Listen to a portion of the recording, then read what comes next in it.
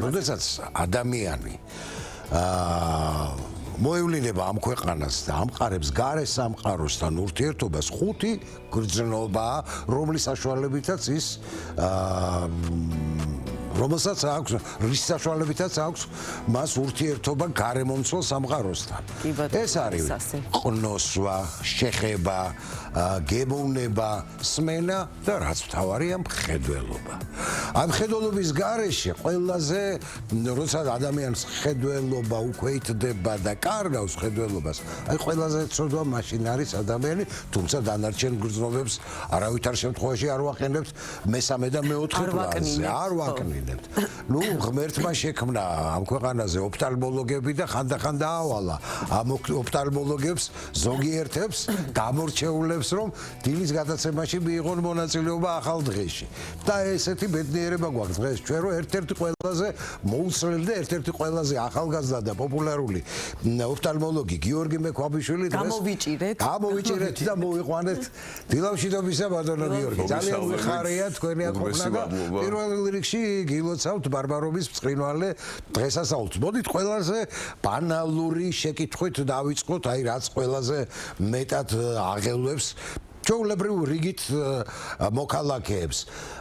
რამდენად არის ეს მითი და მოგონილი ამბავი რომ ტელევიზორი და ეკრანთან ყოფნა ტელევიზორი უკვე ნაკლებად ეკრანი და სმარტფონები ძალიან აქვეითებს მხედველობას. კიდევ ერთხელ მოგესალმები, დიდი მადლობა, ჩვენთვის დიდი პატივია თქვენთან ყოფნა. ადრე ურბანული მითი იყო ეს, რომ პლანშეტები, სმარტფონები, ეკრანი ახლო მანძილზე მოდი ესე აღვნიშნოთ ეს ყველაფერი, დამაზიანებელი იყო, მითი იყო, თუმცა თანამედროვე კვლევებმა და განსაკუთრებით პანდემიის შემდგომ წამოსულმა კლინიკურმა ლიტერატურამ გვაჩვენა, რომ ეს მითი ნამდვილად არ არის და საკმაოდ უარყოფით გავლენას ახდენს ადამიანის პირდაპირ თქვა თვალებზე. აქ მნიშვნელოვანია ასევე ვახსენოთ ასაკობრივი ჯგუფი, რადგანაც ბავშვები, სასკოლო და სკოლამდელი ბავშვები განსაკუთრებით მოწყვლადი არიან ამისადმი და მით უმეტეს კომპიუტერიზაციამ ეს კარგად გვაჩვენა. ზოგადად მრავალი პრობლემის გამომწვევი შეიძლება გახდეს მოდი ჩვენ საუბრობთ ხანგრძლივად. ყველა ცხოვრობთ, ვიცით, რეალურად და შევხედოთ ყველაფერს. ამის აკრძალვა უკვე თანამედროვე ცხოვრებაში არ გამოვა, თუმცა საუბარია ინტენსიურ ხანგრძლივ დატვირთვაზე, ხო?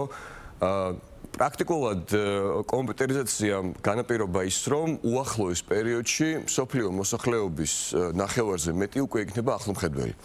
ახლომხედველობის ბუმი გვაქვს, პანდემიამ ესეც მოგვიტანა, რომ ახლომხედველობის ეს პროგრესირება და ჩამოყალიბება ელვისის სწრაფით მოხდა.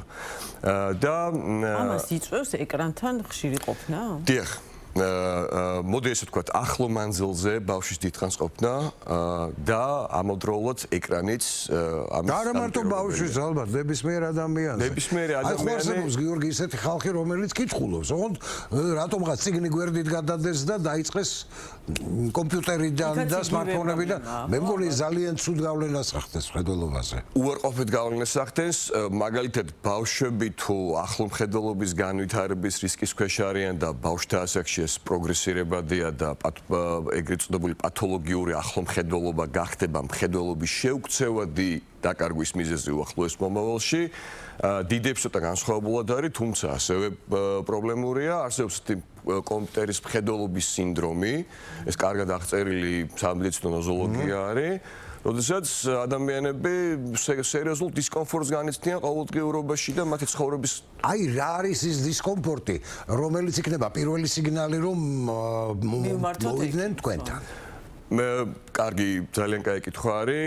ესეთი მრავალ სიმპტომური მდგომარეობა, თუმცა ანუ პირველი მაინც ყველაზე უფრო მნიშვნელოვანი რაც არის, უბრალოდ პაციენტები ვეღარ უძლებენ კომპიუტერთან მუშაობას. და ესეთი ძალიან სპეციფიური ჩივილია, დილას იწყებენ კომპიუტერთან ნორმალურად, ყველას თავს კომფორტულად გრძნობს, მაგრამ გადის რამდენიმე საათი და მერე იწყება უკეთ დისკომფორტი, სულ უნდა თვალის დახუჭვა, თვალის მოსრესა და ესეთი ტკივილები თუ ამ დროს. მათ შორის ტკივილი ცოტა ისეთი ცნებაა, ვისთვის როგორ აისახება, თუმცა თავის ტკივილი თუნდაც. თავის ტკივილი ერთ-ერთი ასთენოპიურ ჩივილებს ვეძახით, ასთენოპიური ჩივილების ერთ-ერთი გამოხატულება თავის ტკივილიც არის. ნამდვილად და არა მარტო თავის ტკივილი, ეს არის კისრის ტკივილი, იმიტომ რომ ერთ მდგომარეობაში უწევთ, როგორც წესი თავდახრილ მდგომარეობაში ყოფნა, ეს მე კისრის რიგიდულობა, კისრის ტკივილი ავტომატურად ადამიანებს ეწყებათ გაურება და გაურება ეს ძალიან შემაწუხებელი მოვლენა არის. ხო, ეს აშინელებაა. მთელი გაერთიანება, მთელი გიორგი, რა უნდა გითხოთ ახლა ჩვენ შეზღუდული დროის განმავლობაში ვცდილობთ რომ კარჩკა თქვენ შემოსვლისთანავე ბრძანეთ რომ აი ეს საინტერესო თემა უნდა გავითარებინათ და მოდით თქვენ თო განავითაროთ ის რაც წინას ახალწლოთ და საერთოდ ამ დროს ყველაზე უფრო აქტიური იქნება უბრალოდ თქვენ რას კითხვას დაუსვამდით თქვენ თავს რადგანაც წინას ახალწლო პერიოდია და ახალი წლის დღესასწაული ახლოვდება უნდა შევეხოთ ამ თემას საკმაოდ არასასიამოვნო და მძიმე ტრამვები არის დაკავშირებული ახალწლთან განსაკუთრებით ყურადღებას გავამახვილებ პიროტექნიკის გამოყენებასთან პიროტექნიკა ანუ ძირითადად ორი მიზეზის გამო ხდება პიროტექნიკის დაზიანება ერთი როდესაც გამოყენების წესებს უგულებელყოფს ადამიანი და მეორე როცა პიროტექნიკა გამომართავი არის ამიტომ ჩემი მოკლე რეკომენდაცია იქნება რომ მაქსიმალურად მოვერიდოთ პიროტექნიკას რადგანაც მასთან დაკავშირებული ტრამვები შეაძლოა მთელი ცხოვრების განმავლობაში გახდეს ადამიანების ტანჯვის და ცხოვრების ხარისხის მკვეთრი გაუარესების მიზეზი. საერთოდ შევეშვათ ამ პიროტექნიკას. მე მაქვს ერთი ასეთი შეკითხვა ლაზერთან მიმართებაში ისევ მითების და რეალობის ირგვლივ რომ ვიტრიალოთ.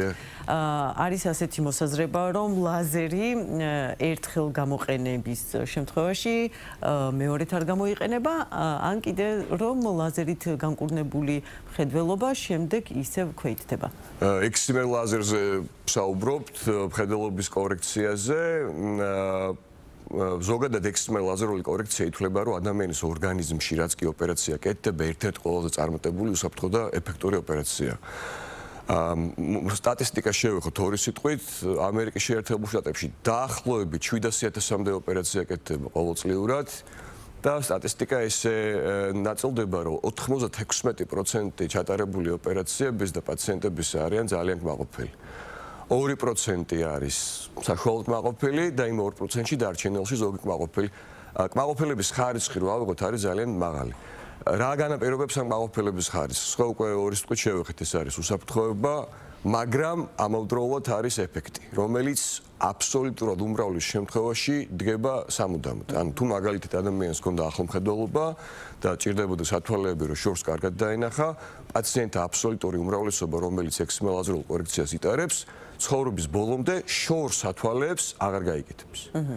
თუმცა სამწუხაროდ მედიცინა არსებობს შემთხვევები 100%-იანი მიუხედავად იმისა რომ ძალიან ეფექტურია 100%-იანი არ არის და არსებობს შემთხვევები, როდესაც ხდება ეგრეთ წოდებული რეგრესი, ანუ ის ეფექტი იკარგება და არის უმრავლეს შემთხვევებში თუ ეფექტი იკარგება და მაგალითად ახლომხედველობა კვლავ ბრუნდება, ამ შემთხვევების უმრავლეს შემთხვევებში შესაძლებელია ოპერაციის ხელმეორედ გაკეთება. ის რომ ერთხელ გაკეთებული ოპერაცია აღარ შეიძლება გამოვიდეს. აი, ლაზერით გაკეთებული ოპერაციები როგორც პლუსზე და ისევე მინუსზე ერთნაირად არის წარმატებული?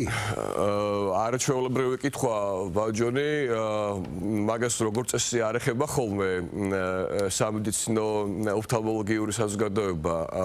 მოდი ესე ვთქვა, თანამედროვე ლაზერული პლატფორმები ორივე შემთხვევაში ძალიან წარმატებულია. თუმცა ახლომხედველობის ანუ მინუსის გასწორება მაინც უფრო წარმატებულად ითვლება, იმიტომ რომ ის ვაუ ეფექტი რაც დგება ოპერაციიდან მეორე დღეს ეს მაინც თავისას შვება. დაგითხრათ, ძალიან დიდი სურვილი მაქვს, რომ თქვენ ხშირი სტუმარი იყოთ ჩვენთან და მარტო ჩვენი პროდიუსერის დამსახურებაც არ იყოს თქვენი დღევანდელი აქ მოსვლა. მე უკვე მაქვს იმის გარანტია, რომ მე რო დაგირეკავთ, იქნება გამოვნახოთ საშუალო არითმეტიკული და მოხვიდეთ ჩვენთან, იმიტომ რომ დღეს ჩვენი სტუმარი იყო გიორგი მექვაბიშვილი, თვითონ გიორგი მექვაბიშვილი. წინასწარ მინდა ახალი წელი მოგილოცოთ და გამოთქვა იმის იმედი, რომ ჩვენ ხშირად შეხვდებით ერთმანეთს. ეხლა უკვე 9 საათი. ძალიან დიდი მადლობა. ახლოვდება. დაგიფრთხილებით და